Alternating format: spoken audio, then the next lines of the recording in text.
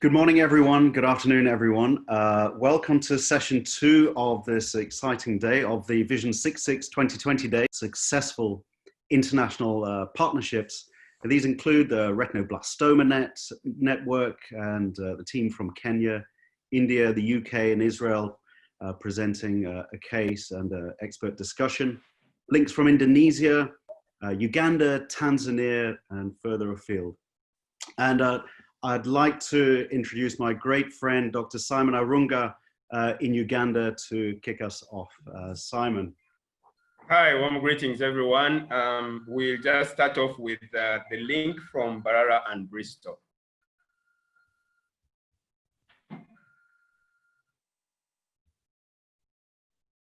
Great. Bear with me 2 ticks.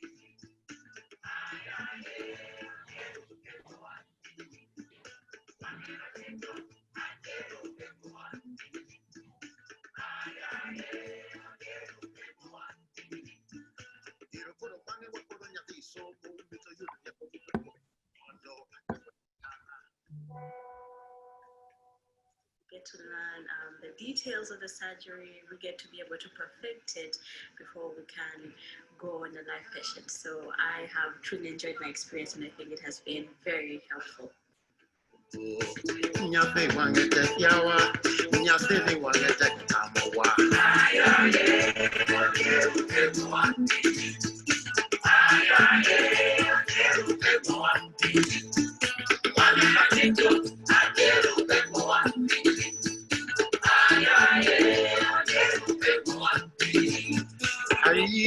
I know that I would be now much the cholo to bed and the question and tomato rega.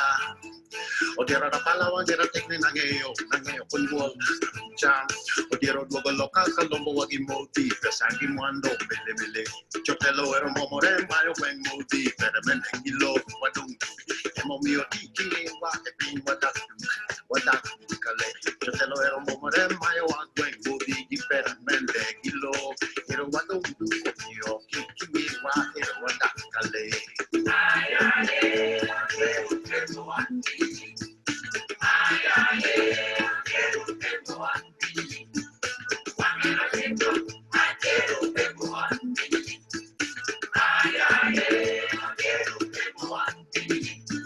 Sanira have a pull of the tip with boom, the bed go down in waiting and tomato rega.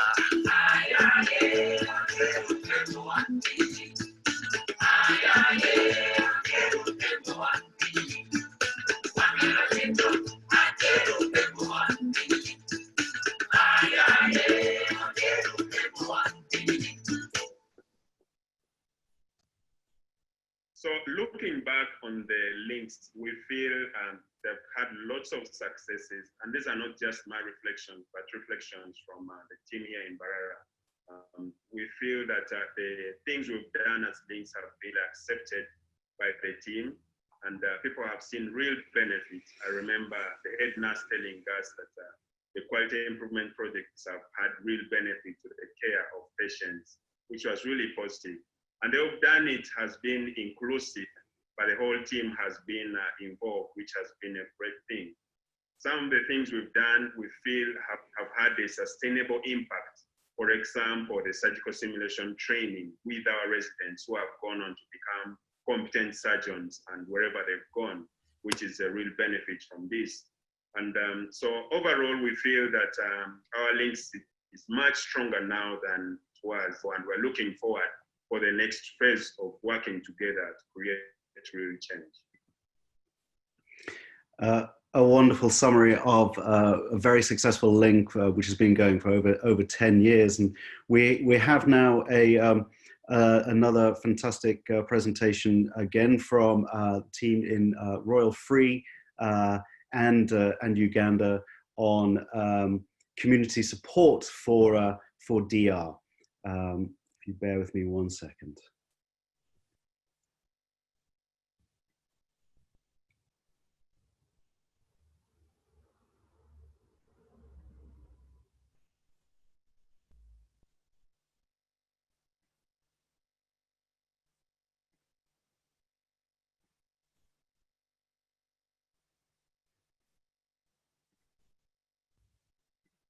Lovely to be talking with Claire Davey and Dr. Sandra Vuma from Uganda today about community support for DR.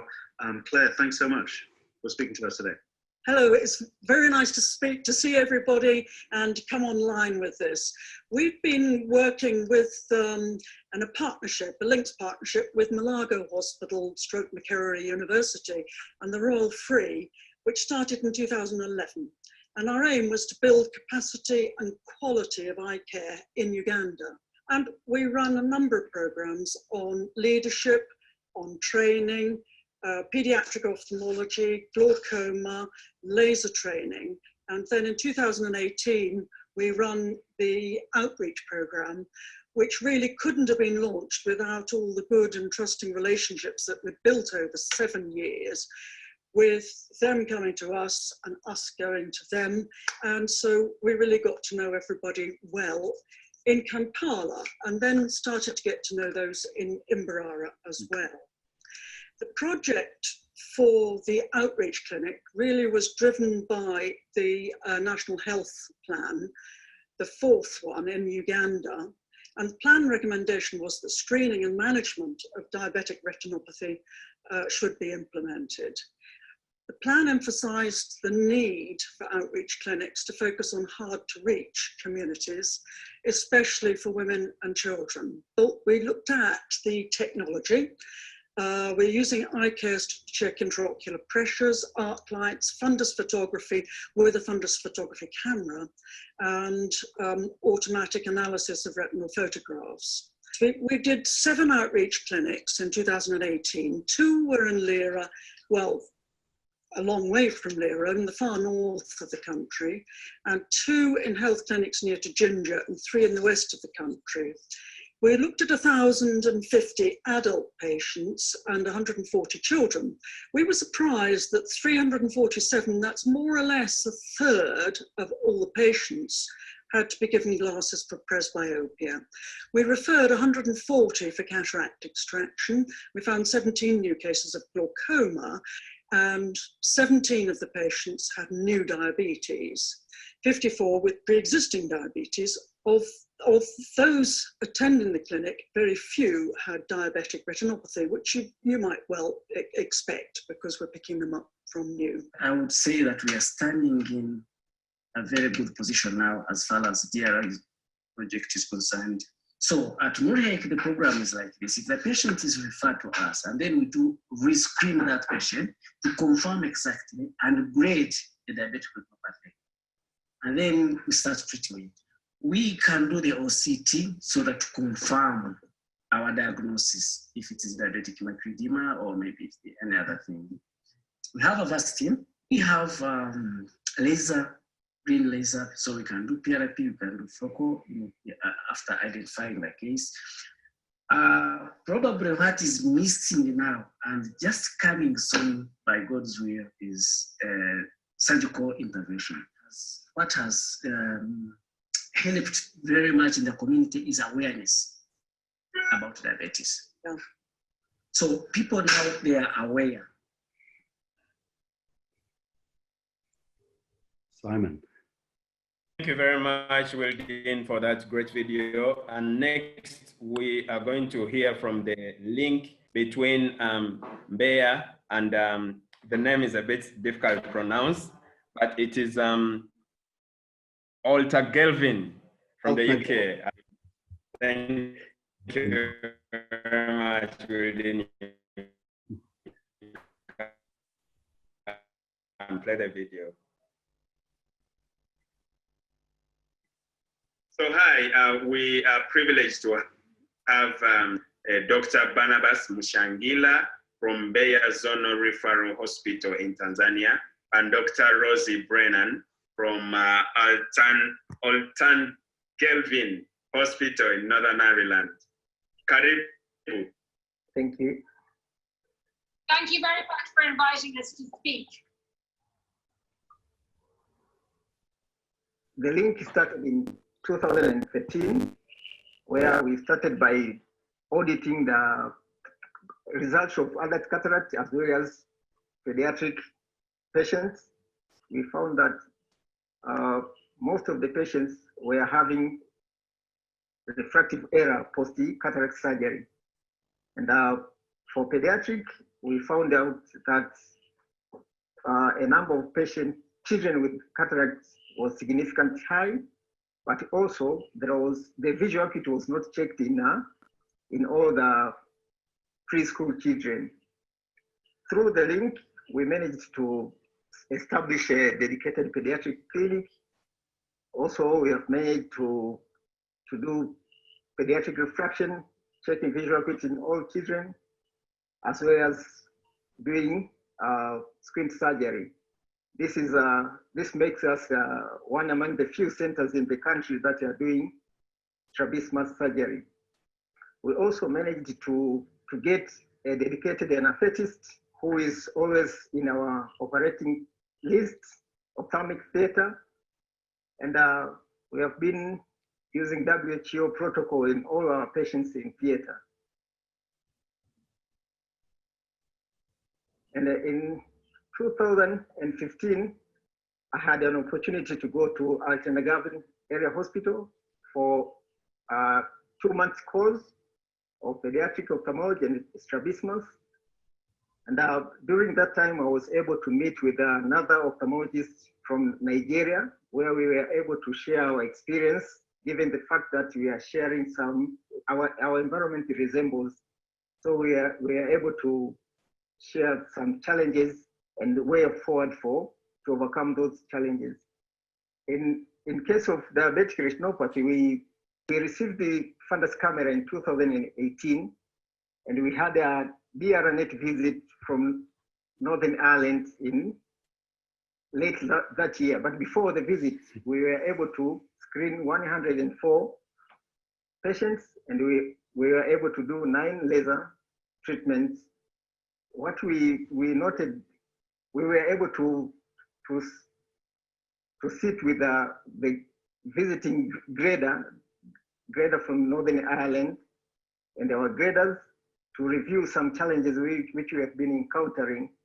We were able to get hands-on training on laser. So after the visit, we were more competent doing laser comparing to before the BRNet visits. We reviewed together then those patients who were seen, 104 patients, and we found out that almost 30% had R3. We thought this could be the same in other hospitals, so we are planning to start doing screening in other hospitals around our hospital.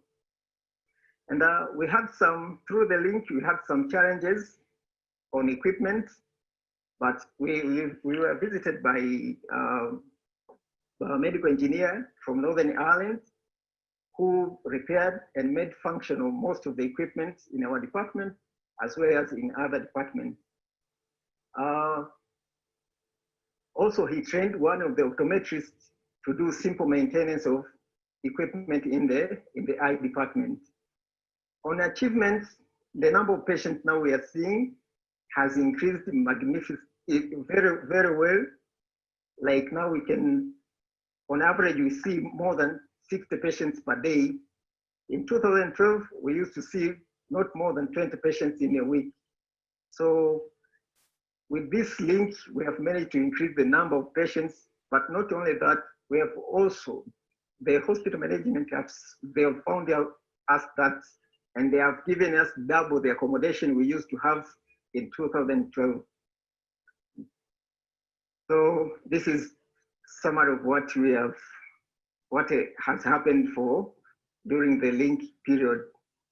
Okay, thank you. Wow, that's really, really fantastic. Those are great, great successes, Barnabas. Very nice. I don't know, Rosie, do you have anything you would like to add? No, that was a shared project. I don't think I have anything to add. Okay. Where do you see your link beyond 2020? If I could just ask one question. We were discussing possibly getting involved in some community outreach and various measures to try and address the late presentations that are occurring.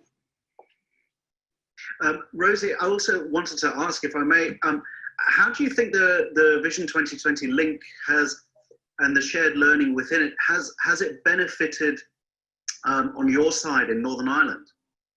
Absolutely. I mean, we've had about 5 people each visit. We've been doing links since 2009. So we were with the Nigerian hospital first. Mm-hmm. For team building, it's terrific in, I think, the UK side, because you go away for a week, you have conversations, you begin to appreciate the depth of your colleagues in a way that you don't have the time for in a busy clinical week. And it's, allowed you to make changes in your work practice at home very quickly because you have such, good rapport with people, having spent these times away together. I mean, the other thing is, it also is helpful for your attitude towards work. You appreciate so many of the resources that we have supporting us, like community optoms, the way that our whole system works. You could be negative about it, but once you've appreciated just what the effect of it is on your patients' pathology levels, then you see, wow, we have built this up over a while in the NHS and it's good. And I think, Barnabas, one of your comments as well is really important, that you mentioned that it would have been difficult to stay in Mbeya Referral Hospital without the support of this link. And I think that speaks testament to the strength and the inherent benefits of the link. Fantastic. Thank you. Welcome. Old na Galvin.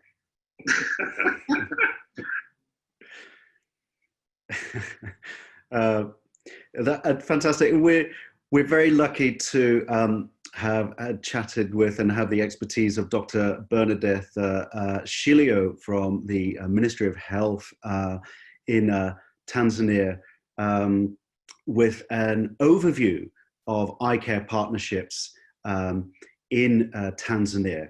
And if you bear with me for 1 second, we will play that now.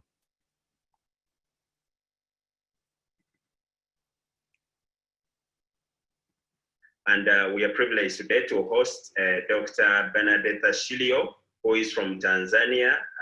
Dr. Shilio is the National Eye Care Program Manager for Tanzania, a position she's had for a number of years and has had a lot of experience with the LINKS program in Tanzania. And I would like to invite her now to speak to us on her reflections on how this LINKS program in Tanzania has worked, the successes, and what you think are the key elements of the successes of the Vision 2020. Dr. Shilio, welcome to speak to us. Thank you, Simon. Thank you for the introduction. So I'll jump directly to the presentation. And as you know, Tanzania is one of the countries in East Africa, and it's where Mount Kilimanjaro, the highest peak in Africa, is located. And apart from support we are getting to the national level eye health activities, 6 tertiary level hospitals are benefiting from Vision 2020 link and the diabetic retinopathy network.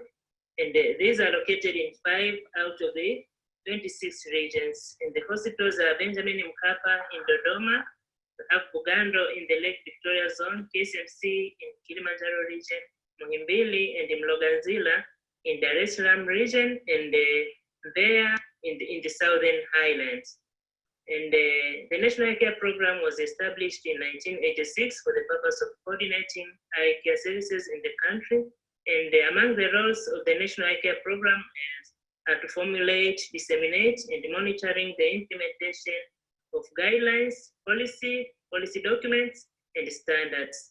We are also doing resource mobilization in terms of financial equipment and human resource. We are linking eye health partners from within and out of the country. And we are also doing capacity building in terms of coordinating CPDs, supporting candidates who are applying for MD ophthalmology and other short-term trainings.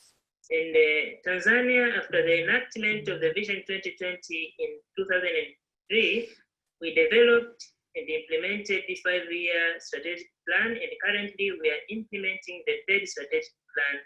Eye services are offered at all levels of health facilities, and this ranges from primary to specialized services depending on the availability of human resource for eye health and the appropriate infrastructure.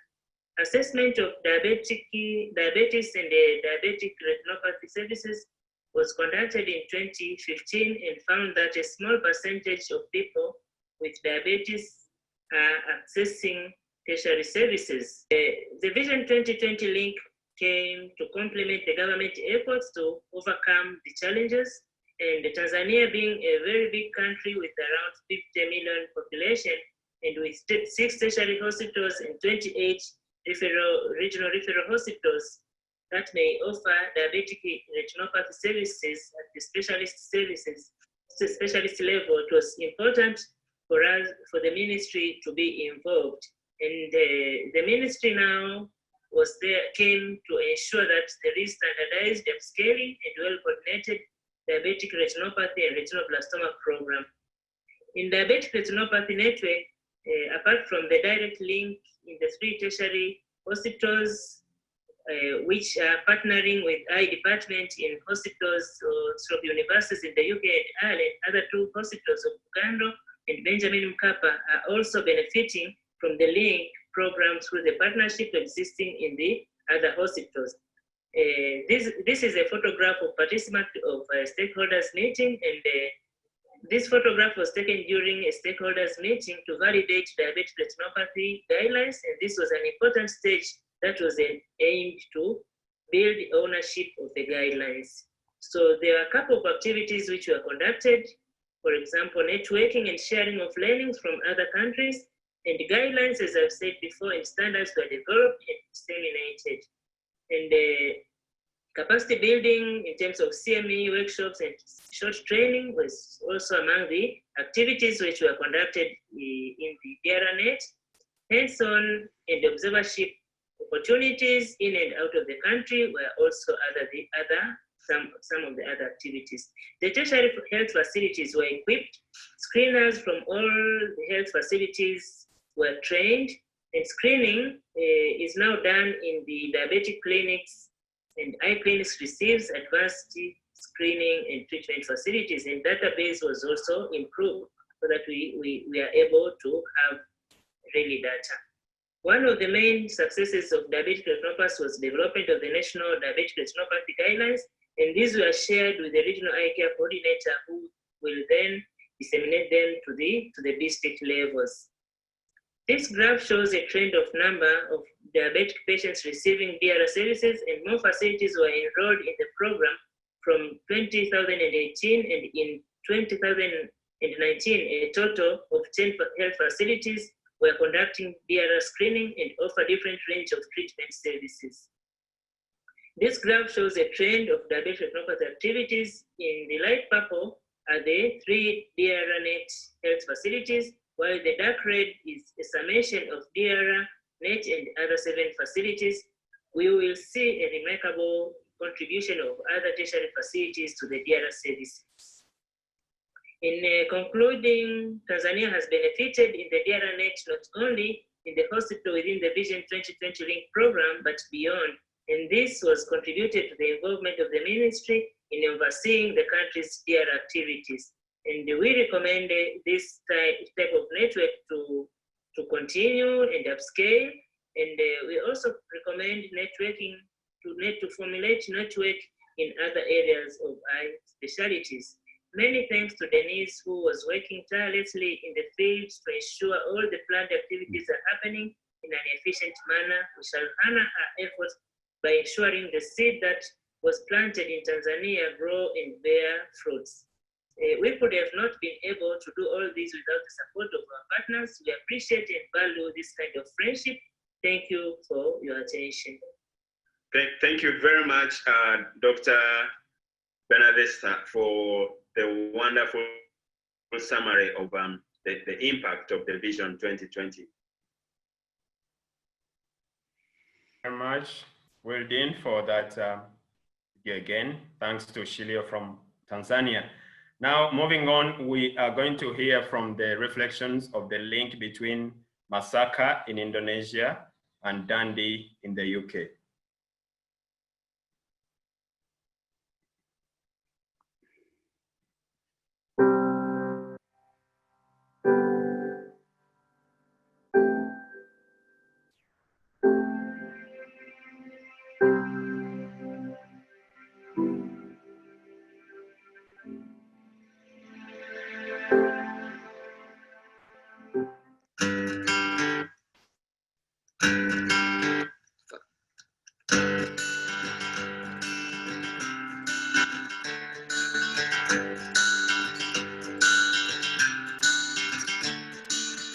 Another turning point, a fork stuck in the road.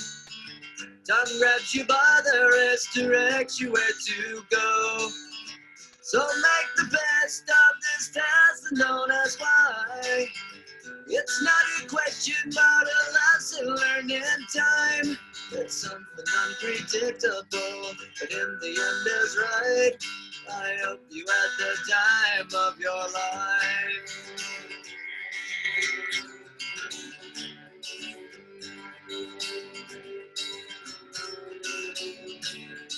So take the photographs and still frames in your mind, hanging on a shelf in good health and good time. Tattoos and memories and dead skin on trial. For what it's worth, it was worth all the while. It's something unpredictable, but in the end is right. I hope you had the time of your life.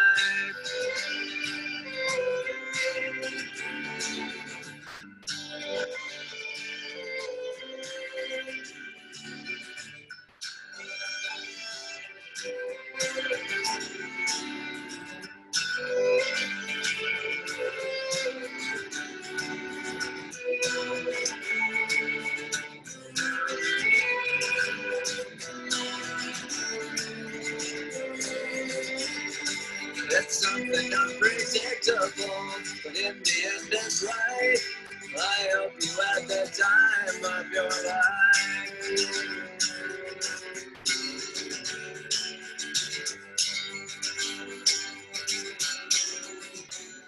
So take the photographs and still frames in your mind, hanging on a shelf in good health and good time. Tattoos and memories and dead skin on trial. For what it's worth.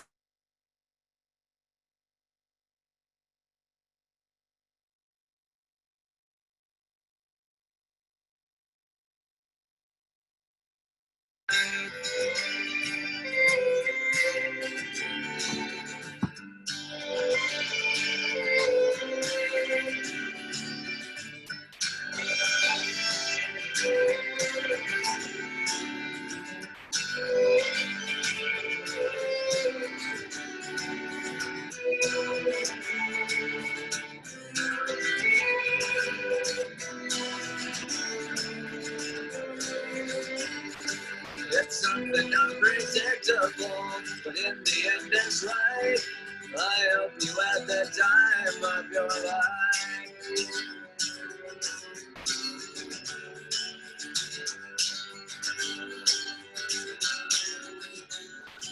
It's something unpredictable, but in the end is right. I hope you had the time of your life.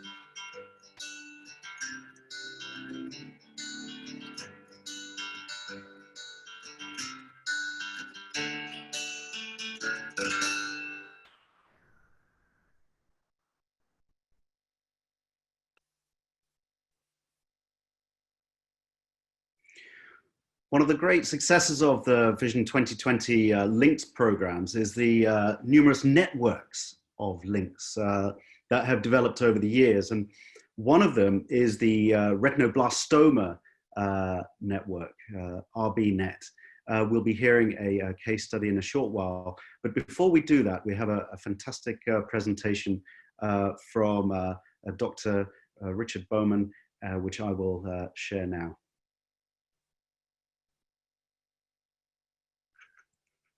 Good morning. The Retinoblastoma Network is a multilateral network that has grown out of existing twinning link partnerships and has primarily been focused on Africa, the UK and India. But as you can see from this map, which shows the original partners, is extending beyond that focus. The general goals are to save life from this life-threatening disease, to preserve eye and vision, and to treat families compassionately. And if you look at this middle picture here, there has been a growing change over the last 20 years in retinoblastoma treatment of being able to save eyes like this, where the tumor is not too big. And that involves a combination of chemotherapy, focal treatment by ophthalmologists such as laser. And we're going to hear a case discussed in a minute from Kenya, and they refer to TTT, or transpupillary thermotherapy, which is a low, slow laser burn to the tumor. And we're going to see from that case discussion how much effort is put into trying to save the eye of this child to give her vision, because she's already lost her fellow eye, which was full of tumor and had to be enucleated. The way we achieve these goals is largely through knowledge sharing within the network, bilateral visits, workshops, virtual case conferences, and the production of written resources. Multiple professions are involved in saving life and sight with retinoblastoma. They're shown here, and most of them were represented at our initial launching workshop in Hyderabad back in 2017. This has been a multidisciplinary network from the start. I mentioned written resources. There was a dedicated community eye health journal produced a year or so back, and we have a practical written manual on how to manage different aspects of retinoblastoma, which is being updated all the time as a result of our ongoing partnerships and collaborations. Research is another arm, and the research arm has grown beyond the initial centers to involve the whole world. And in fact, in 2017, we collected over half the world's new retinoblastoma cases from 153 countries and analyzed the way they presented and showed the difference in presentation. In the lowest income countries, the children present older and with more advanced disease, therefore they're less likely to survive. We also looked at gender presentation and showed that more boys than girls present with retinoblastoma. And as far as we know, there's no biological predilection. So this is likely to be gender bias, in that boys are more likely to be brought for treatment than girls. And when we analyzed this further, we found that almost the whole effect was explained by Asia and India in particular. There are many more studies coming out of this data, and the data are now available openly at this website. We're trying to now follow up a 3-year follow-up of that 2017 presentation cohort, which will give us more valuable information about global patterns of outcome. You'll see from the case discussions how many experts from how many different countries are prepared to give their time and expertise to save the lives and sight of children, and we are very thankful to them.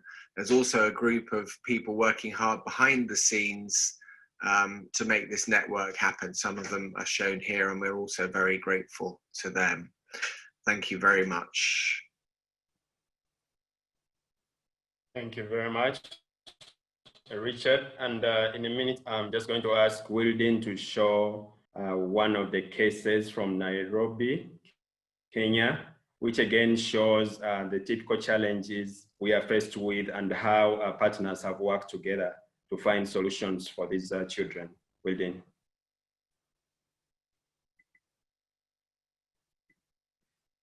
Okay. Well, good morning and welcome. We wanted to just show you this as an example of the kind of MDT discussion where experts from different countries and continents are coming together to share knowledge and focus on management of one individual child. So this is a child that might have lost both eyes operating in Kenya, and we're going to show you how working together has resulted in one eye of this child being saved with useful vision. And I'll hand over to Dr. Kahaki Kimani from Nairobi to talk us through the case. Thank you, Richard. So the case that we are presenting today is a case that was managed at our hospital, Kenyatta National Hospital, by Dr. Jambi and myself. But despite doing everything, it got to a point where we felt unless we referred this child elsewhere, we would not be able to save his eye. So he was born on 20th February 2018. Right? We first saw him when he was a month old. And when he presented to us, it was because the right eye had obvious leukocoria. The parents complained of a white reflex. And on examination, the tumor was already filling his right eye. So it was a group E eye and had to be enucleated. And when we did the EUA of the left eye, we found he had, it was a group B. So it had those two tumors that can be seen there on the one superior to the disc, the other one adjacent to the disc on the nasal side. And at this point, we enucleated the right eye. We did pre-chemo cryo for the left eye and started him on systemic chemotherapy to try and reduce the two tumors. So we started him on vincristine, etoposide, and carboplatin. And this is how it looked like after 4 courses of vincristine, etoposide, and carboplatin. And we thought at this point it was flat enough for us to start TTT. So this is how it looked after 3 sessions of TTT, which we were doing 3 weekly.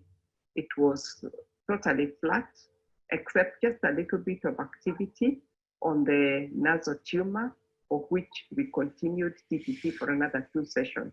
2 months after the TTT, we noticed that the tumor on the nasal side had regrown. And if you look also just superotemporal to the macula, there is another small tumor there. This was new. The superior one was completely flat.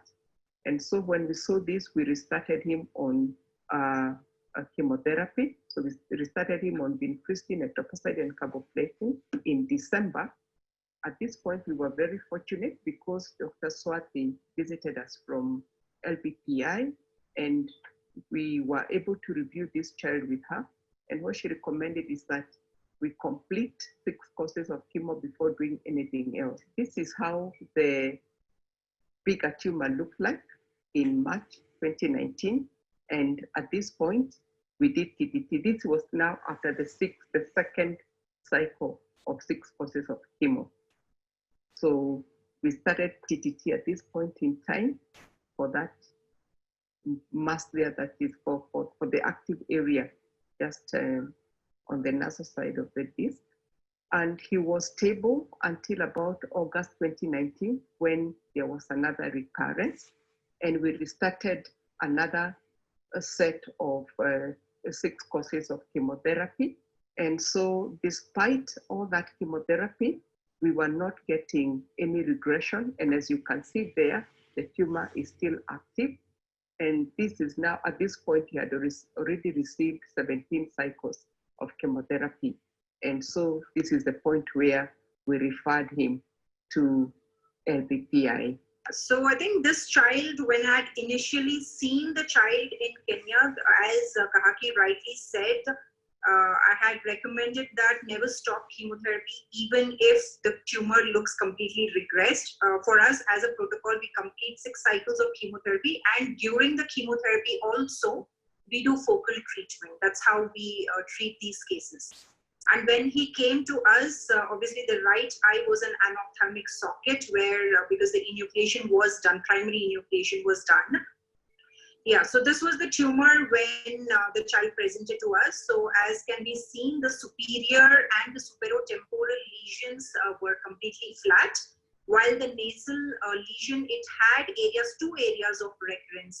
So these are the areas of active tumor that we had to treat. Our treatment also depended on, it was the starting of the lockdown period. So we were also looking at options where we could do one-time treatment for the child rather than multiple treatments that may require many months. And that's when we decided to go ahead with the plaque radiotherapy for the child. Yeah, so this is the notch plaque that we had used. We use ruthenium plaque at LBPI. So this is the plaque that was used, and we delivered 40-gray dose to the apex. I think it lasted for 26 hours or so, the radiation that we had to give. And then he was discharged, and we advised him that he can do the follow-up visit with Kahaki at Kenya after 2 months. So now I think we are open for discussion if this case would have been managed in any other way, or if the options that were considered were what would be the options considered by others. I think it's a great case, and thanks for the presentation. I mean, it's good management and good outcome eventually. One lesson is that it's very early presentation. So the child presented at the age of 1 or 2 months. So that's great, that's good. And we also know it's a very aggressive tumor. So he presented with a group E in one eye when he's 2 months old. And we know also from the follow-up that the tumor was very aggressive, the one that was nasal to the optic disc. So there was a 2-month interval from when the tumor, if I remember correctly, from when the tumor was flat to when we saw a really bulgy, relatively big tumor. I was a bit surprised. I mean, in 2 months to grow to such a dimension, that is a aggressive tumor. Plaque is a really good option. I just wanted to say, actually, for this child, we had been following him every 3 weeks. Yeah. So from what I understand is the first TTT was begun only after 4 cycles of chemo. There's a debate in the literature. Ashwin can tell you about a study that was just submitted, I don't remember where to, about adjuvant TTT, yes or no? Generally, if there's a relapse, we tend to go for TTT, BCAS. But it's variable sometimes. If it's an only eye, we might be a bit more aggressive. But I remember in Toronto, they would treat after every cycle. They're giving cycles. So around the world, people do it slightly different. The classical teaching is you begin local treatment after the 2nd cycle of chemo. Yeah. And you measure the tumor dimensions for sure. If they are less than 3 millimeters, you can start doing TT3 right from there. Towards the end, I mean, I would have considered the same, and plaque in this case, I think should work really well. And very likely that if there are no recurrences, no tumors, this might be the end of treatment for this child. So I'd agree with that. Obviously, people do it in slightly different ways. So in London, we tend to not dive in with TTT early. So we give the 6 cycles. And then if we found a relapse, because it can differentiate from the type 3 regression, and then we've seen a relapse, then we would go for TTT.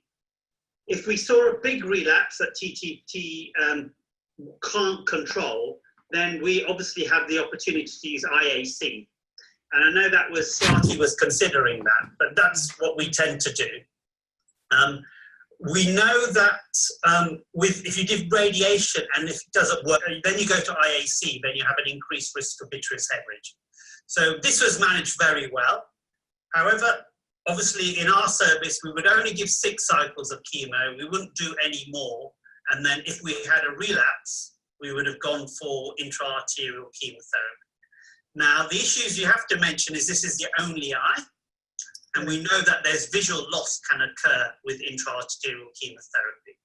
What we do here is we complete 6 cycles irrespective of what the regression pattern of the tumor is. Even if it is completely regressed by 3 cycles or 4 cycles, we complete 6 cycles of chemotherapy. And other additional thing that we also do, as Vikas also pointed out, we start focal treatment after the 2nd cycle. Because even my personal experience has been, and also the literature also says that how effective is the chemotherapy going to be, you will know by 3 cycles. So I just wanted to ask people if Kahaki, this child, was not able to travel to LVP, would anybody consider intravitreal in this case?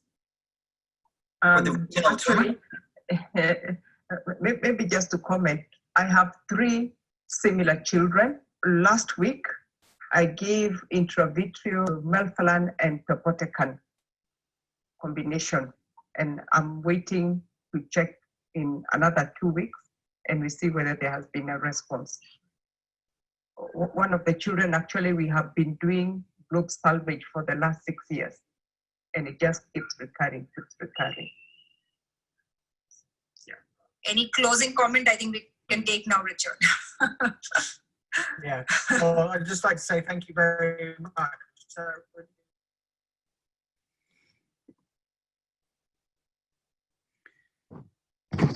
a huge thank you to all of the presenters and partners in this session from all over the world. A particular huge thank you to Marcia, Nick, and the whole Vision 2020 Links team. It's fantastic shared learning within the links, but also, as you can see from that recent case, incredible potential and impact of international partnerships on blindness prevention. Melanie, can I hand over to you now for the poll and then the small group discussions?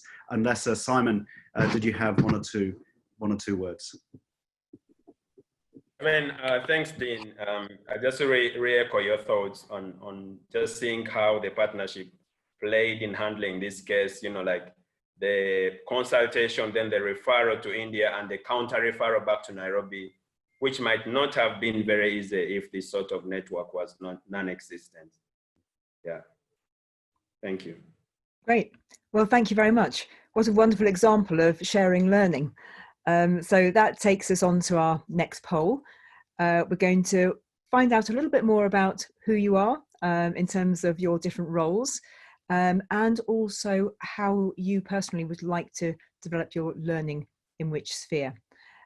So just before the poll comes up, if I could just request that if you have any questions that you'd like to ask to the Q&A session, which will be coming up after small group discussion, if you pop it in the chat, I'll then collate those and then I can feed that through to the chairs of the Q&A discussion. So we'll go on to the poll right now. Graham, thank you. Right, so the first poll for you. In the COVID era, what would help you most? So do you want support to help local practices, for example, sharing experiences about how you're going to restart activity? Do you want easy access to low-tech surgical simulation tools so that you can keep practicing? Do you want better internet connectivity so you can actually do the kind of MDT that we've just seen at the moment? Or do you want to access remote educational programs? Because there's a lot of online learning that's going on at the moment. And maybe this is the opportunity to connect with some learning that you haven't done before. So if you just choose the one that is most appropriate to you. I know that you might be able to benefit from them all, but if you choose your best one, that seems that everyone's had a go there. So let's end the poll. So maybe I could ask Will just to have a look and to see what you would make of people's requirements in the COVID era. So in the COVID era, what would help most, 46%, nearly half, support to help change local practices, so sharing of experiences of restarting activity. And I think many units are in exactly this position and planning for this over the coming months. And then also access to remote educational programs. And I think we'll be talking about that much more later on this afternoon, in the afternoon session, the importance of online educational programs and innovative approaches to education in the COVID era. Great. Well, thank you very much. There's certainly things we can pick up on there to take forwards. So let's have the second question. So this is one about how would you most like to work with overseas ophthalmologists or eye care professionals? I know that a lot of you are doing things already, but again, if you can choose your one that suits you most, do you want to be part of a remote mentoring with a single clinician, or remote mentoring with a trainer or manager, leader or researcher, so in other words, not clinical, or contribute to an expert education or advice for a clinical or generic skills network, or do you want to be part of a team in a links partnership?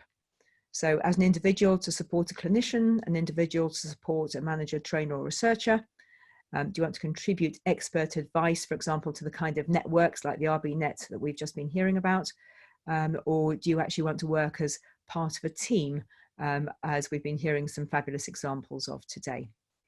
So I will ask Simon to see if he's got comments on the poll.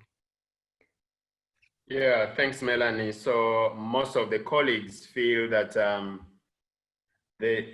most value is being part of a team in a link partnership, about 60%.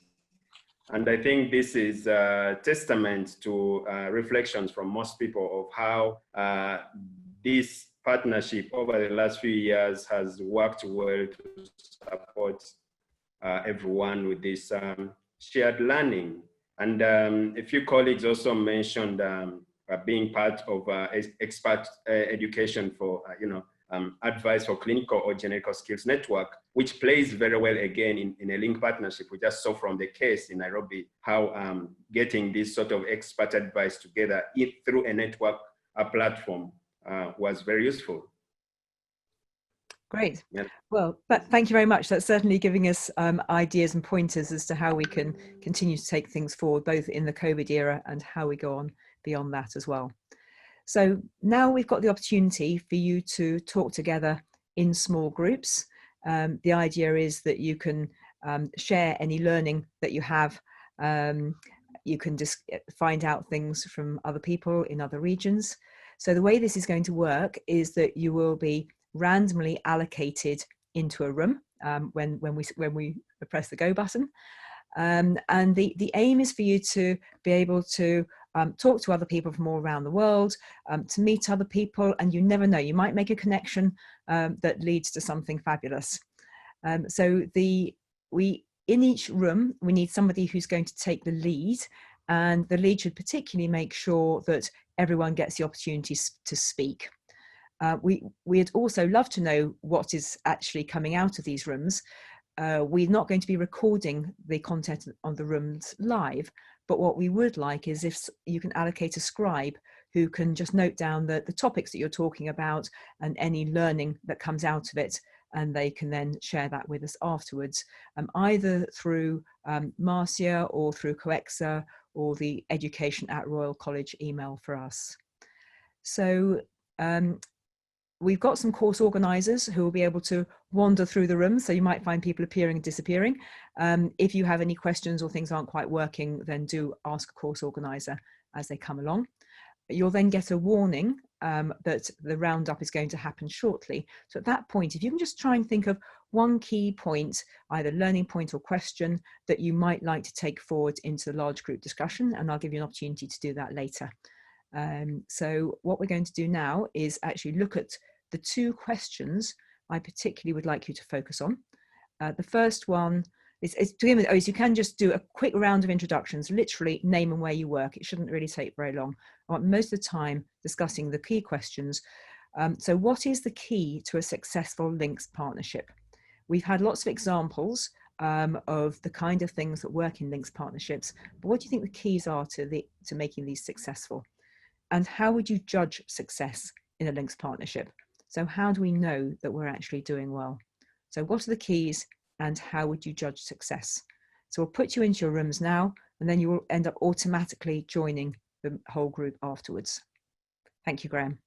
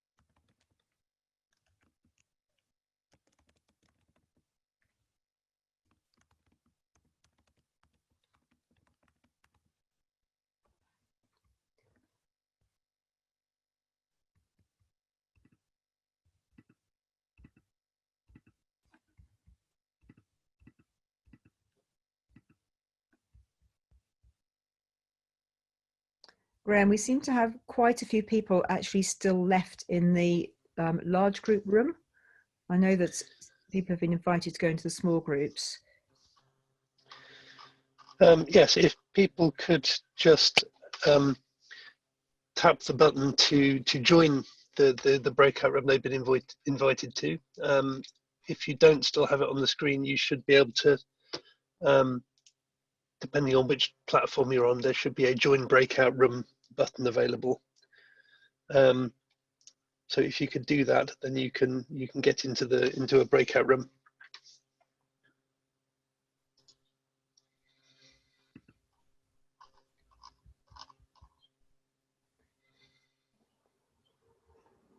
So the breakout rooms button is on the menu bar, just next door or beyond the share screen. And it's got 4 little squares in one big square, as it were. So just click on that breakout room link, and it will offer you the option to join a room. If there's anyone left in the main room, maybe you can just put your videos on so I can see that you're there. And we can try and do something about that. It may also be that people weren't able to unmute themselves, which they will be able to do now. All right, yeah, okay, if you can, yes, everyone can unmute themselves. I should have said that to go into the rooms. I'm just wondering whether there are, because some people didn't get in through the normal registration, they went straight through a link, whether that means they're not. That makes a difference. If someone who's still in the main room can unmute their microphone and just tell me what you're seeing at your end, it would be really useful.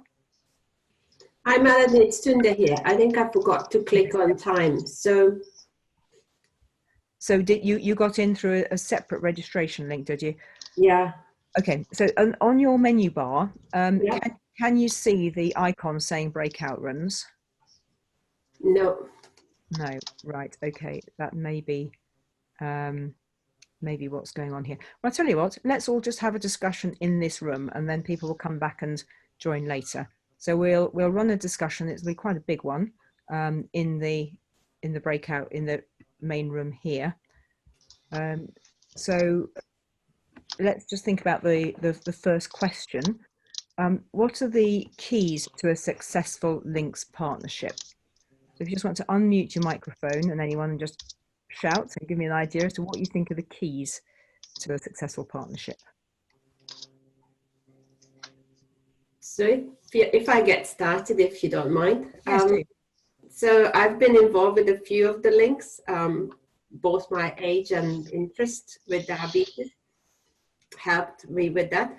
So I think the best ones I've been working with, and everyone has been great, but the easiest ones were when there was a real willingness to learn from both halves, and people were able to sort of see things in a different point of view.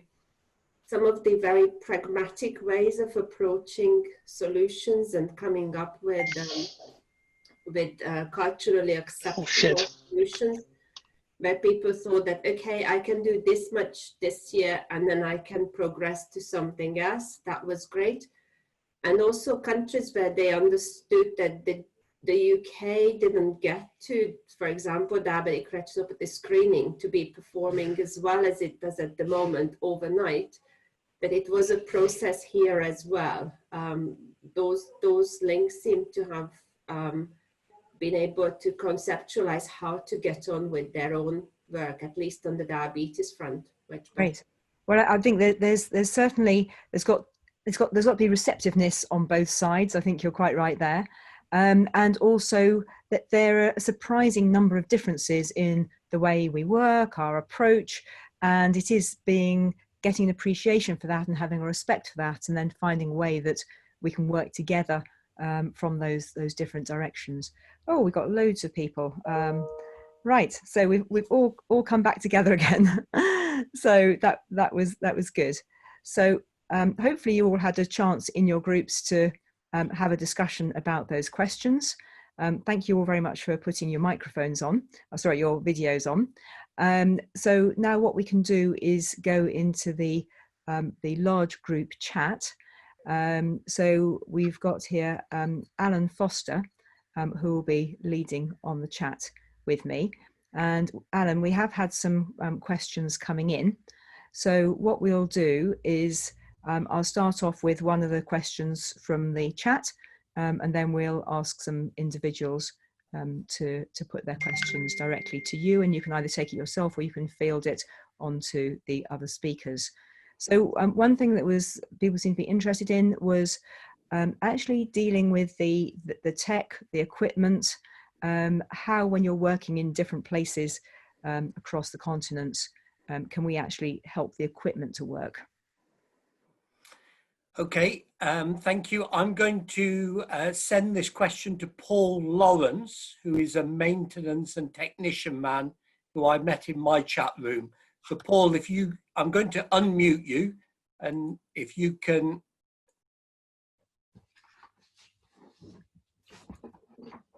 I'm trying to unmute you, or can you unmute yourself? There you go, yeah. So can you, all about equipment, technology, how important is that, Paul?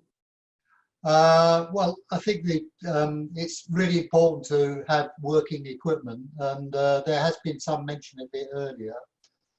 I think there are several useful things, and they're not very easy to achieve, but one important thing is to try and have some sort of consistency of equipment, so that if there is a problem, then you can have the parts for it available to change. Because one of my experiences is that there is quite a lot of mixture of equipment, and that creates problems in itself.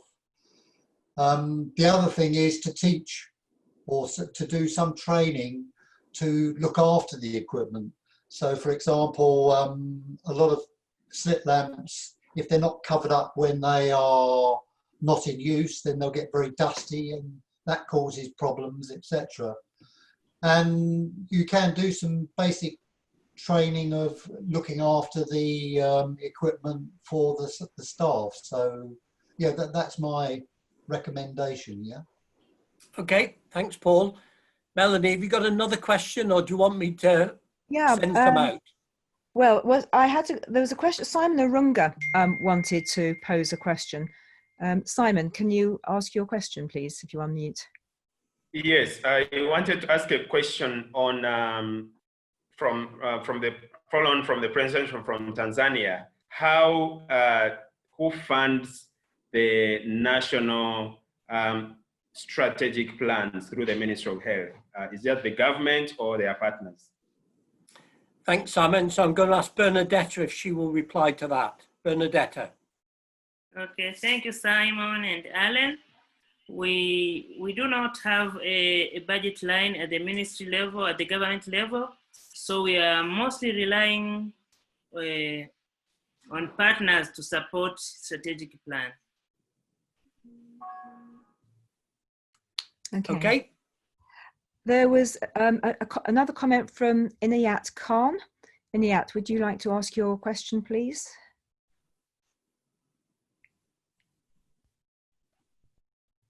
Unmute, yes.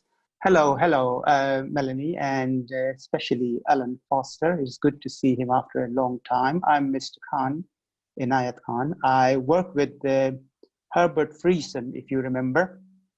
And this is to Alan. We used to work in the northern part of Pakistan, which was very far areas. You can't actually, it is thousands of miles, and you have to go on tracks, and there is usually firing on either side, and you have to cross through that. So all these things, we used to go there for 2-3 weeks and operate on people who didn't actually know cataract is treatable. And then I went to another place. If you would know these places. One is Drasun in Chitral, and the other is Bamburet, which is called Kafiristan in again northern areas. And then I went to Gilgit to Christopher Blind Mission. Now, anyway, what I want to know is what is actually happening in these areas now, because there are many people who are blind due to cataracts there and trachoma, and because we used to do a lot of lid surgery there. So I just wanted to know what is happening in those areas now. Okay, thank you, Inayat.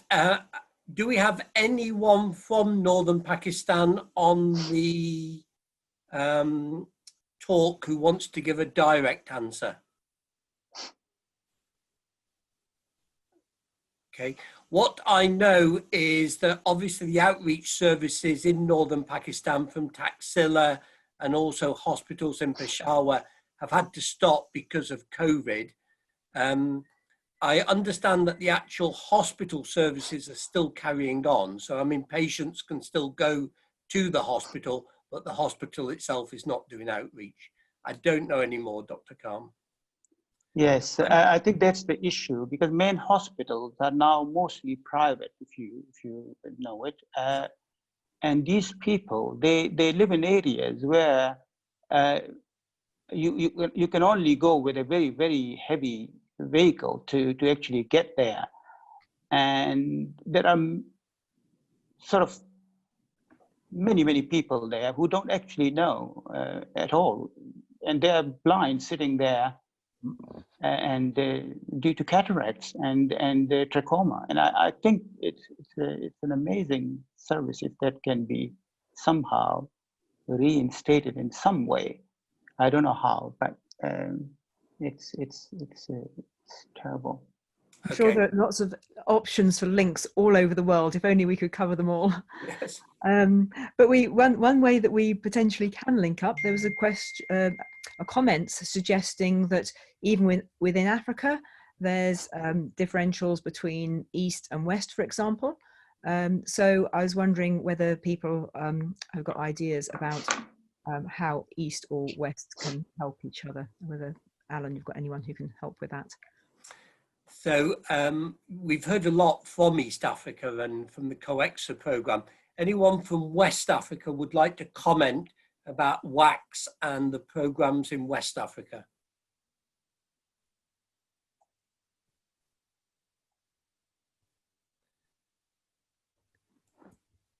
I don't hear anyone coming. I mean, the same that you have in that we have in East Africa with COEXA. There is the organisation of the West Africa College of Ophthalmologists, which particularly covers the Anglophone countries in West Africa, but is also working with some of the Francophone countries as well. I don't think it's quite as developed as what COEXA is, but certainly I know from ICH that we're trying to kind of work with them and help them to develop. Anybody else want to comment on West Africa? Alan, I think Fatima did. Oh, Fatima, yes, please, Fatima, come in. I think Professor Akinshola is here. She will be in a better position to discuss because her center, I think, is a links center. Hey, Professor Akinshola? I saw her just a few minutes ago. Hello? Online. There she is. Yes, Hello? go ahead, Dr. Akinsola. Please tell us about the Hey, West Prof. Africa College. Prof, good morning. Nice to see you after so many years. And also to Marcia and others. It's my pleasure to be here. The link, I think I need to show my face. The link with us is actually in two places in Nigeria, one in Lagos and one in Calabar. We have a link with Bolton, and Calabar has a link with, trying to remember now, but I'll get it very soon. I think Dr. Nkanga is also here to speak to that. But I can talk for my own link and say that we've had quite some activities since 2011. And we've had improvement in the pediatric as well as the vitreoretinal services. We've had a visit from either side, and we also had some leadership training. Right now, we're concentrating on diabetic retinopathy. And it is gladdening that the national has actually buy-in into the diabetic retinopathy screening. And there is a grant that we're looking forward to so that we can start to actually implement what we have on the table. The only snag is that the link with us at Luth is not moving at the pace at which the Calabar is moving, because the Bolton specialists, they've moved out of Bolton to different places, I think to Sheffield. And we will like a situation whereby we have this firm and improved link with another hospital because they're no longer in Bolton. And so we're like we're like a lost orphan baby that is not moving ahead. So for now, that's all I can say. I appreciate Okay, we'll make sure that you're quickly adopted again. And Thank you, bro. Just perhaps as a final comment, and then I'm going to hand over to Melanie to move us on. I just asked Claire Inkster, who has been involved with the Nigeria link, but also did the Leadership Network. Claire, would you tell us a little bit about the Leadership Network, because others might be interested in that? Okay, well, thank you very much, Alan. It's just a real pleasure to be here today. Lead Forward was the name of the programme that we developed with an occupational psychologist colleague of mine, organisational psychologist called Amy Brockbank. And the premise was that we would educate link pairs, one member from each link, together in very practical leadership techniques, specifically directed at quality improvement. So we ran a course in Manchester in 2015, and I think there were 24 different link pairs, 12 different link pairs, 24 people. And they were then required to cascade the training into the link units in Africa. And there was also a request to undertake leadership projects in the UK sides of the links as well. So I think the training got cascaded to over 1,000 people eventually, didn't it, Marcia? And there were large numbers of quality improvement projects that were delivered.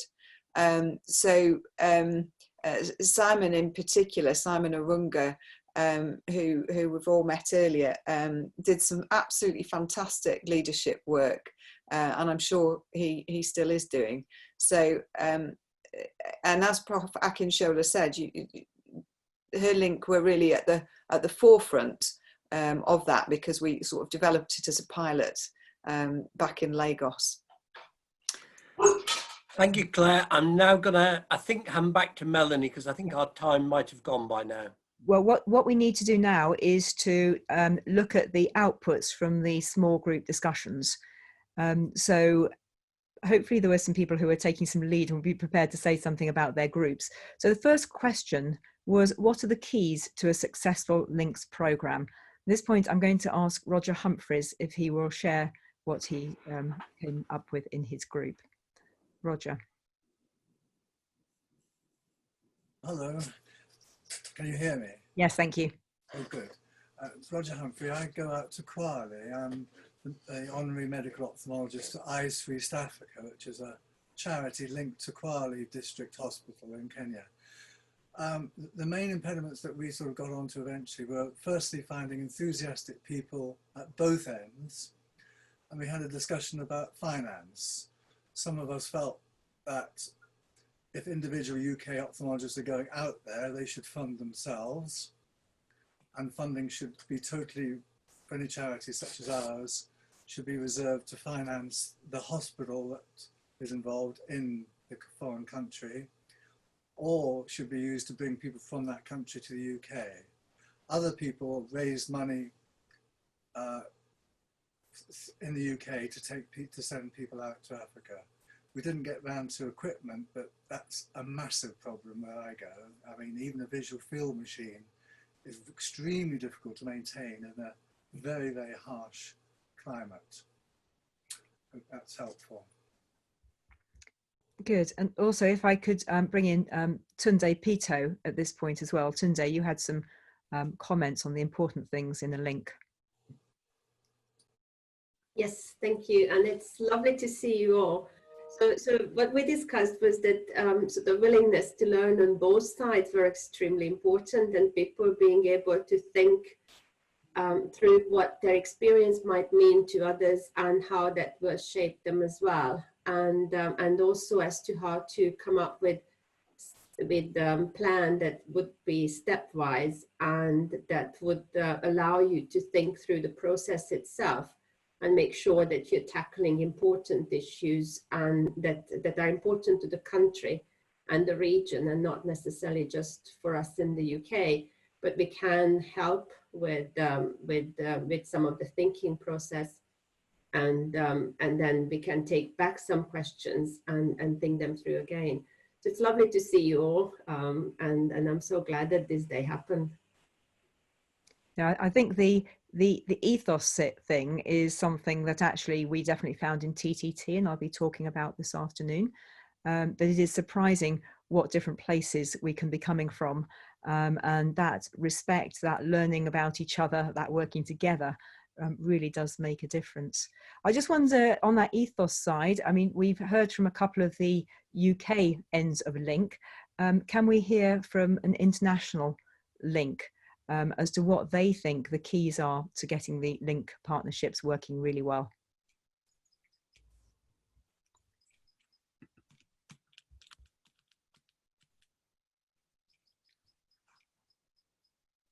So if anyone would just like to unmute. Hello. Let me know. Yes. Hello. Yes, go ahead. Yes, this is Akinshola. I believe the constant communication and constant what I can call technologically advanced skills acquisition will actually go a long way to help strengthen the linkages. Thank you. Thank you very much. Okay. Have we got any more international people joining on the link as to what it's like from your end of the link and what you really think is important?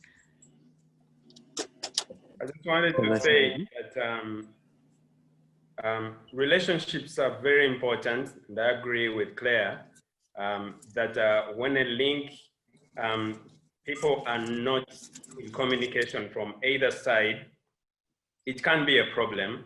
And I don't know if you know how our link struggled in the some time back, where it reached a point and people asked for a divorce until we got partners talking again, and that has been a huge help in our setting.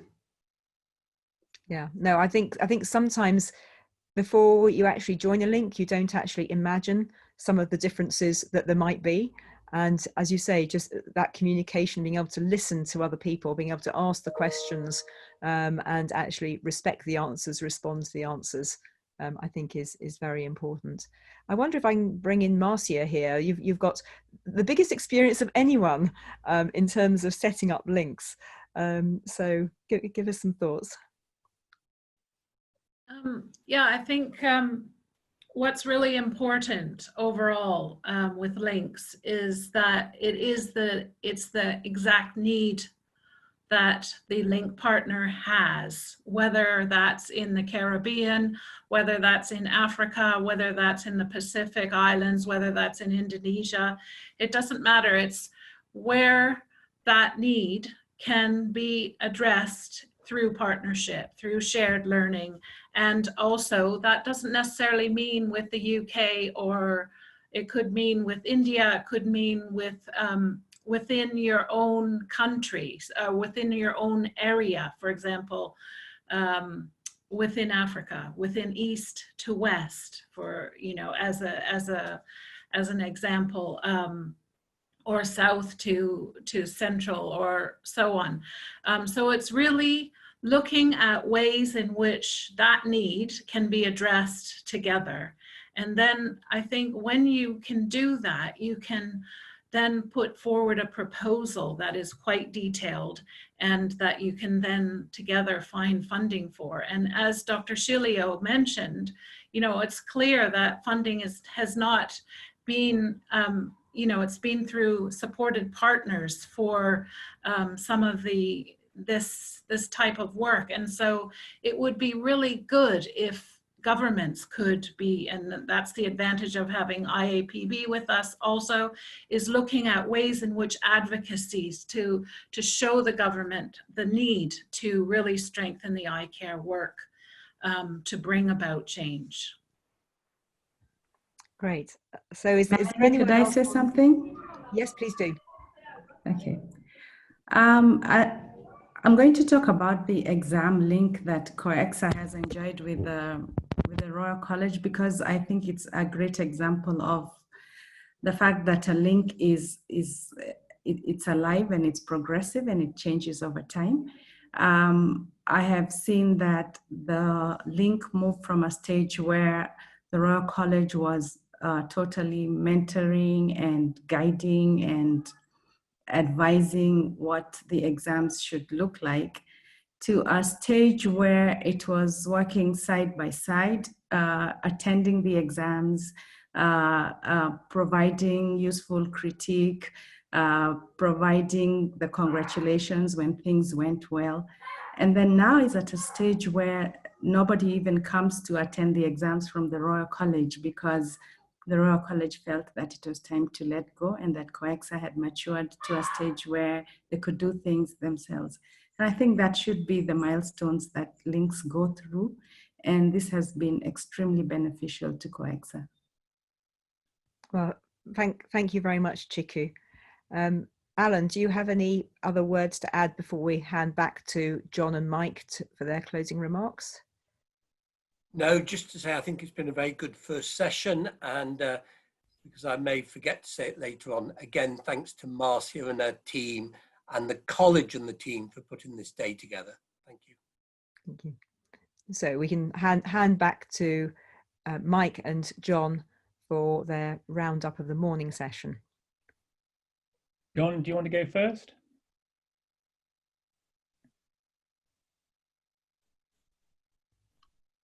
may have lost John for a second, so I'll start off. So again, I'd like to echo Alan's words. Thanks very much, everybody, for an excellent morning session. There is clear enthusiasm for the LINKS project. And again, thanks to Marcia and the team for setting it up so many years ago.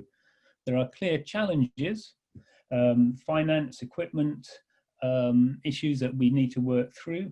I think the current COVID is a major challenge, but also I think it's a driver for change. And I wonder whether in a few years' time, we will be seeing regular Zoom meetings between LINKS programs as a means of delivering efficient, cost-effective training opportunities. I think Marcia's key comment of the fact that the LINKS program really must address the needs of the LINKS partner rather than what other people might want to do. So clearly understanding the needs is a very important issue. And I'd like to end by commenting on Chiku's comment on exams. It reflects what John said in Ethiopia. There was a need. It was, I believe, delivered in partnership. And I can't tell you how glad I am that they now feel that they are capable of running their own exams in a way that I know is highly professional and will be sustainable into the future. So I'd like to congratulate the COEXA team for delivering that project over the years to the point that they are fully independent of any support of the College of Ophthalmologists. Thank you, Mike. I think I'm back. Can you hear me? Yeah. Yes. Yeah, this was a great morning of discussions and great presentations from the first session, the second session. What I've learned this morning is that the LINKS program came in to respond to specific needs of specific institutions. And I even saw where the LINKS can lead to the management of a specific patient using the LINKS networks. And looking at the presentation by Professor Alan Foster in the morning, we looked at the challenges and what the future looks like in terms of what we are going to deal with in eye care. And I think the LINKS still have a big role to play if we are going to address those challenges in an appropriate way. I think the journey will continue. Each country will eventually reach that dream of the right to sight for all. And I think with the LINKS, we are going to work together and each country will reach that goal, probably at different times, but we'll all get there. Great morning. I think we look forward to the discussion in the afternoon. Thank you, everybody.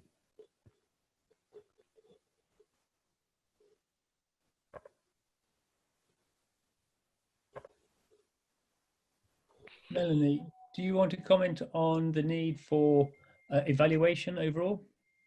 Yes, what we'll be doing at the end of the session, we will be circulating an evaluation form.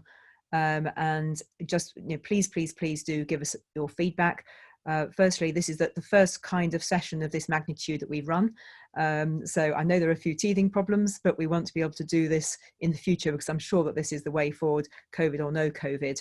So we really do need your input as to what you liked about the session, what you think we can do in the future. And also there are a couple of questions on the evaluation form about LINKS programs overall, because we'd like your thoughts on those as to how we take the projects forwards. So we'll let you all go and have some lunch.